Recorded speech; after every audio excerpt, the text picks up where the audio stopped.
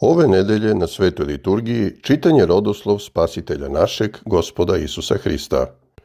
I u tom smislu, ne samo da treba da se udubimo u biološki kod ljudske prirode, Sina Božijeg, već se kroz prizmu ovog čitanja okrenimo sopstvenom rodoslovu i pokušajmo da pronađemo izlaz iz vreve genetske šume koju smo nasledili od naših predaka. Hristov rodoslov nije parada samo heroja. Spisak imena koji daje sveti evanđeljist Matej beleži arhetipove svih ljudskih neuspeha. Moglo bi se reći da je to štafeta bola.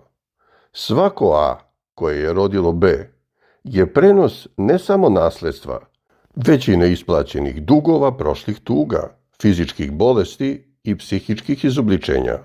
Hristova genealogija uključuje Davida, koji je ubio vernog prijatelja zbog prolazne strasti, Manasiju, koji je Jerusalim natopio krvlju, Tamaru, koja je učinila obmanu i incest, i Ravu, bludnicu. U običnom svetu takve činjenice su skrivene, ali ovdje su deo temelja. Hristos ne briše grešnike iz svoje prošlosti. On ih čini svojim telom. To znači da naša prošlost nije prepreka ispunjenju našeg naznačenja. Ovo se odnosi na svakog od nas. U sebi vidim moćan gen za depresivna stanja, koji mi je prenet po majčinoj liniji. Vidim strahove svojih dedova koji su preživjeli glad, represije i užase ratova. Sve to živi i funkcioniše u meni kao porodično prokletstvo. Također se osjećam kao talac sopstvene krvi. Ova ogromna, teška, prljava grudva istorije kotrlja se kroz vekove, akumulirajući inerciju porodičnog prokletstva. Ne mogu da zaboravim ili da izbrišem iz sećanja gene svojih predaka koji su poludeli, koji su bili potišteni i preživjeli strašne iskušenja, čiji su obrasci ponašanja i iskustva zabeleženi u neizbrisivom sećanju mojih unutrašnjih podsvesnih instikata. Sve što mogu da uradim jeste da priznam da je njihova krv u meni, ali scenario njihovih života nije moj. Hristos progoreva buku genealogije svojim prisustvom. Ovo je terapija kosmičkih razmjera, prihvatanje punog užasa sopstvenog porekla i njegovo preobražavanje. Sada pravedni Josif odbija da sledi scenario koji su postavili njegovi preci. On prevazilazi lični emocionalni pakao. Njegova nevesta je trudna i to ne od njega. Od Josifa se očekivalo da aktivira svoj kazneni refleks, ali on se odriče svog prava na gnev i bira drugačiji scenario, da je tajno otpusti. Njegov primjer nas uči da bismo prevazišli prokletstvo. Jednostavno treba da prestanemo da branimo svoj ego. Svaki put kada odlučimo da delujemo, ne onako kako je priroda diktirala ili roditelji učili, već kako savest i ljubav nalažu, reprogramiramo sebe. U takvoj prekretnici stvari jedan svet se završava, a počinje novi. Mnogo takvih primjera može se naći u životu. Deda Antona Čehova je bio kmet koji se otkupio, ali je u srcu ostao robovlasnik. Piščev otac je bio despot koji je bičevao svoju decu i zahtevao fanatičnu poslušnost. Sva ova porodična genetika je vodila Čehova da postane ili gonič robova ili slomljeni čovek. Ali Čehov je počeo da istiskuje roba iz sebe kap po kap. Svesno je izabrao put služenja, kao isceljenje. Čehov se nije borio protiv oca njegovim metodama. Stvorio je prostor u sebi, gde nasilje jednostavno nije imalo smisla. To je bio slom genetskog koda kroz kulturu. I mi moramo da prebacimo prokletstvo naših predaka iz podsvesti na nivo svesne činjenice. Ovo će nam dati priliku da prekinemo lanac, odbijajući da automatski reagujemo. Kada nas život baci u situaciju u kojoj bi naša porodica obično vrištala, razbijala sudove, išla na pijančenje ili poludela od brige, mi zastajemo. Svesno birajmo da ne delujemo na stari način, baš kao što je Josif radio, ne optužujući Mariju po zakonu. Također kažemo, ovaj bes nije moj, To je odjek mog pradede. Biram tišinu i mir. U toj tišini rađa se novo. Dokle god sebe smatramo samo proizvodom naših roditelja i predaka, osuđeni smo da ponavljamo njihov put. Moramo pokušati da se usinovimo u drugu lozu, da pronađemo drugog pretka. Moramo pokušati da pronađemo uporište van naše porodice. Kada je naša primarna svrha u životu Bog, nebeski Otac, koji postoji izvan naše biološke loze, prokletstva predaka gube moć nad nama, jer više ne pripadamo tom sistemu.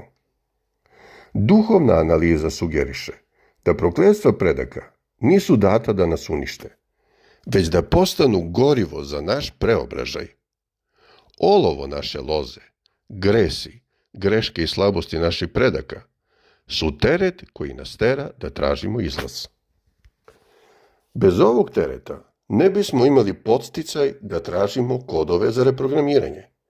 Gospod Isus Hristos ne bi postao spasitelj da nije apsorbovao svu prljavštinu ljudske loze. Slično tome, nećemo postati pojedinci ako ne preobrazimo loš kod naše loze u mudrost. Oslobađanje sebe od porodičnog prokletstva nije brisanje prošlosti, već njena kapitulacija pred našim izborom. Da bismo pronašli snagu da prekinemo taj lanac, moramo prestati da se borimo protiv senki svojih predaka i početi da radimo na drugom nivou, gde se biologija susreće sa duhom. Moć teče tamo gde postoji otpor. Kada kažemo borim se protiv porodičnog prokletstva, tako priznajemo njegovu moć nad nama. Pokušajmo da pređemo iz pozicije žrtve okolnosti u poziciju istraživača koda. Hajde da posmatramo izlive besa, zavisnosti ili naše fobije ne kao našu suštinu, već kao tuđi softver. Snaga dolazi iz daljine. Čim kažemo, nisam ja ljud, to je moj pradeda koji vrišti u meni, pojavljuje se jaz između nas i emocije. U ovom jazu počinje da se pojavljuje naša sloboda. Često je ono što nazivamo prokletstvom nekada bio mehanizam preživljavanja za naše pretke. Trebalo bi da im budemo zahvalni što su preživeli i prenijeli nam život, ali istovremeno da shvatimo da njihov mehanizam preživljavanja sada samo ometa naše živote. Da bismo prevazišli horizontalno krv i gene, potrebna nam je vertikala, značenje i duh. Podrška se može naći u vrednosti većoj i višoj od naše porodične istorije, uspostavljajući viši referentni okvir. Tada će haos predaka postati samo pozadinska buka.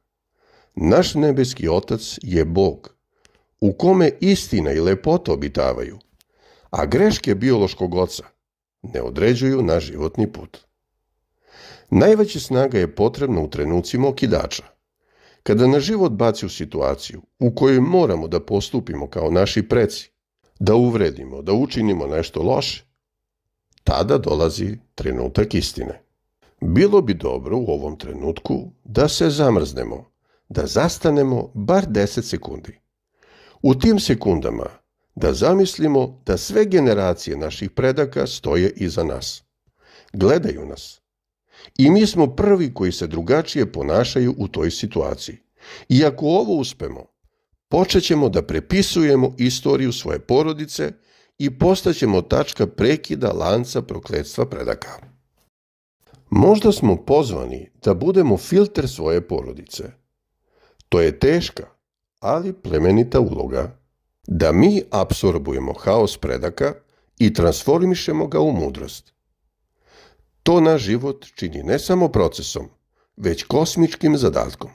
Svest o sopstvenoj misiji pruža kolosalnu energiju, nedostupnu onima koji jednostavno žive kao i svi ostali, plivajući u matici. Ne možemo promeniti prošlost naših predaka, ali možemo promeniti njihovu večnu suštinu u sebi. Čim napravimo korak od prokletstva predaka, ceo naš rod, u metafizičkom smislu, počinje da se leči kroz nas. Hristo se rodi, vaistinu se rodi.